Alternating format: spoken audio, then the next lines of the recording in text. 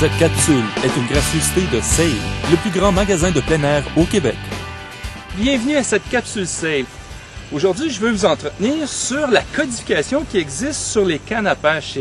C'est très important, mais je dirais que c'est très utile pour vous quand vous allez faire votre choix de canne à pêche pour aller attaquer votre espèce favorite.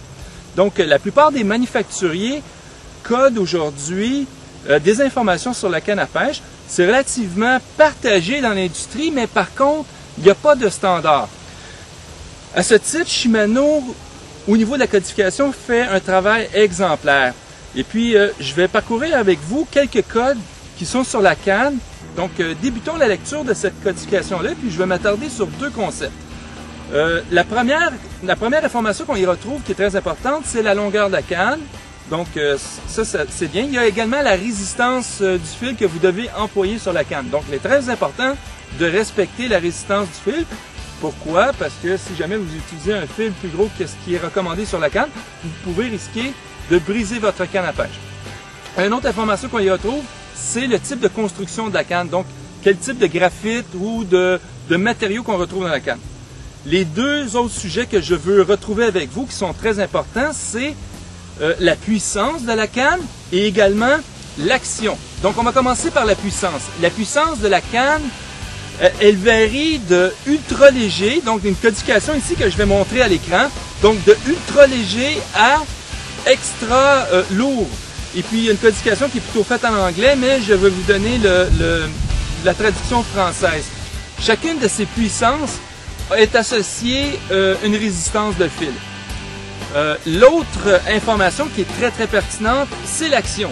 Donc, encore une fois, je vous propose le tableau qui donne les actions. Donc, il y a de rapide, en anglais fast ou extra fast, à ce qu'on appelle une action lente. Bon, qu'est-ce que les actions rapides versus les actions lentes?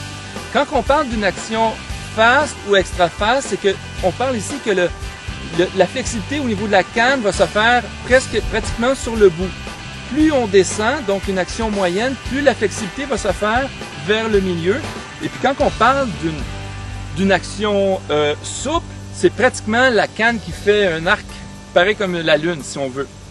En quoi c'est important pour vous? Ben, d'une part, la puissance réfère, si on veut, à la résistance à laquelle vous allez appuyer pour soit sortir le poisson de sa cachette ou de le ramener à l'embarcation. Donc, ça vous donne un aperçu de quelle résistance vous avez besoin. Et l'action va faire en sorte que, exemple, une action rapide va être très appropriée pour pêcher au jig, donc pour détecter les touches et puis de ferrage très rapide. Par contre, les gens qui pêchent on va dire au poisson nageur ou à certains autres types de leurres, vont préférer l'action moyenne. Pourquoi? Parce que quand ils capturent le poisson, ben ça évite finalement que le leurre se décroche à cause de la rigidité de la canne. Et l'action lente, si on veut une application pour l'action lente, c'est les pêcheurs à la flotte qui doivent utiliser un petit avançon. Et puis, c'est la canne qui absorbe les coups du poisson. Il va sans dire qu'il y aurait des millions de choses à dire sur ces informations, mais minimalement, j'espère que ça vous a aidé et puis que vous allez porter attention la prochaine fois que vous allez faire votre choix pour votre canne à pêche.